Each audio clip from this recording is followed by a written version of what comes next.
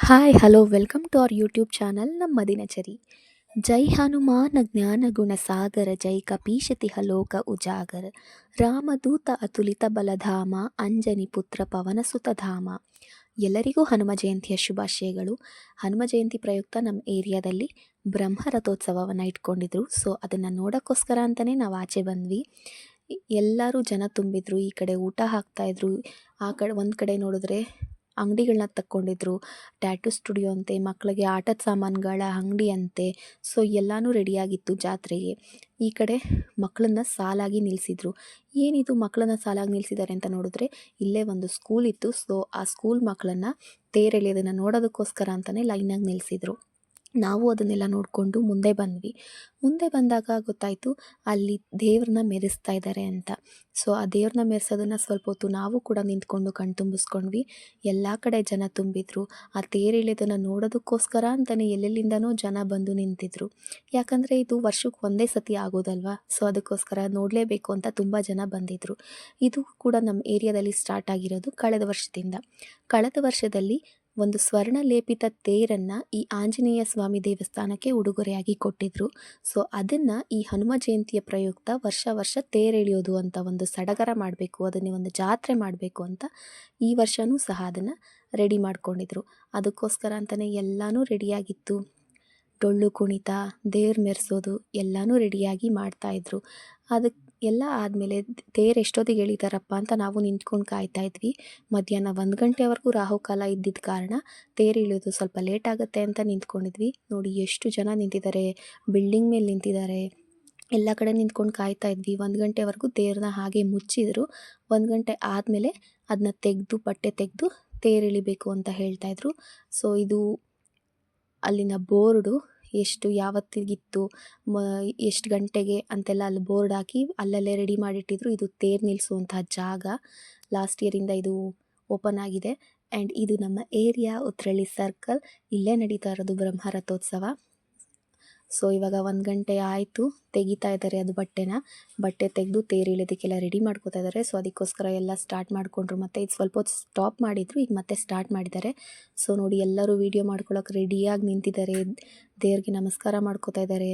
ದೇವ್ರನ್ನ ಕಣ್ತುಂಬಿಸ್ಕೊಳ್ಳೋಕ್ಕೋಸ್ಕರ ಕಾಯ್ತಾ ಇದ್ದಾರೆ. ಬಟ್ಟೆ ತೆಗೆದ್ರು, ತೇರು ಎಳೆಯೋದಕ್ಕೆ ಇನ್ನೇನು ರೆಡಿ ಆಗ್ತಾ ಇದೆ. ಸೊ ನಾವು ಕೂಡ ದೂರದಲ್ಲೇ ನಿಂತು ದೇವ್ರಿಗೆ ನಮಸ್ಕಾರ ಮಾಡ್ಕೊಂಡ್ವಿ. ಯಾಕಂದರೆ ತುಂಬ ಜನ ಇದ್ದರು, ಹತ್ತಿರ ಹೋಗಿ ನೋಡೋಕ್ಕಾಗಲಿಲ್ಲ. ಸೊ ಸಂಜೆ ಮೇಲೆ ಬಂದರೆ ಅದು ಖಾಲಿ ಇರುತ್ತೆ, ದೇವ್ರ ಹತ್ರ ನೋಡ್ಕೊಂಡು ಹೋಗ್ಬೋದು ಅಂತ ನಾವು ಅಲ್ಲೇ ನಿಂತ್ಕೊಂಡು ದೂರದಿಂದ ನೋಡಿದ್ವಿ.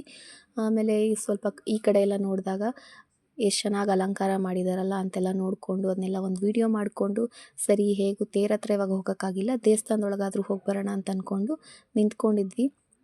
ಸೊ ಎಲ್ಲರೂ ನಿಂತ್ಕೊಂಡು ನೋಡ್ತಾ ಇದ್ರಿ ಎಲ್ಲ. ನೆಕ್ಸ್ಟು ತೇರನ್ನ ಎಳ್ಕೊಂಡು ಮುಂದೆ ಹೋದರು. ನಾವು ದೇವಸ್ಥಾನದ ಒಳಗೆ ಹೋಗೋಣ ಅಂತ ಬಂದ್ವಿ. ಇಲ್ಲೂ ಜನ, ಅಲ್ಲೂ ಜನ, ಎಲ್ಲ ಕಡೆ ಫುಲ್ಲು ಜನ ಇವತ್ತು. ಅದಕ್ಕೆ ನಾವು ಬಂದು ದೇವಸ್ಥಾನದ ಒಳಗಡೆ ದೇವ್ರ ದರ್ಶನ ಪಡ್ಕೊಳ್ಳೋಣ ಅಂತ ಬಂದ್ವಿ. ಸೊ ಈಗ ನಾವು ದೇವಸ್ಥಾನದ ಒಳಗಡೆ ಹೋಗ್ತಿದ್ದೀವಿ. ಇಲ್ಲಿ ತುಂಬ ಜನ ಇದ್ದಾರೆ, ಒಳಗಡೆ ಹೋಗಿ ವೀಡಿಯೋ ಮಾಡೋದು ಸ್ವಲ್ಪ ಕಷ್ಟ ಆಗುತ್ತೆ. ಸೊ ಇಲ್ಲಿಗೆ ನಾನು ವೀಡಿಯೋನ ಪಾಸ್ ಮಾಡಿ ದೇವಸ್ಥಾನದ ಒಳಗಡೆ ಹೋಗಿ ದೇವ್ರ ದರ್ಶನ ಮಾಡ್ಕೊಂಡು ಬರ್ತೀವಿ. ನಂತರ ವ್ಲಾಗ್ನ ಕಂಟಿನ್ಯೂ ಮಾಡ್ತೀವಿ.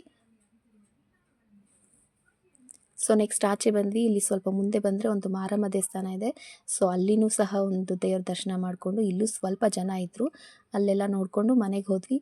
ನೆಕ್ಸ್ಟು ಮತ್ತೆ ಸಂಜೆ ಬಂದಾಗ ನೋಡಿ ಏರಿಯಾ ಎಷ್ಟು ಲೈಟಿಂಗ್ಸ್ ಅರೇಂಜ್ಮೆಂಟ್ ಆಗಿದೆ. ಬೆಳಗ್ಗೆನೇ ಒಂದು ವ್ಯೂ ಇತ್ತು, ಸಂಜೆನೇ ಒಂದು ವ್ಯೂ ಇದೆ.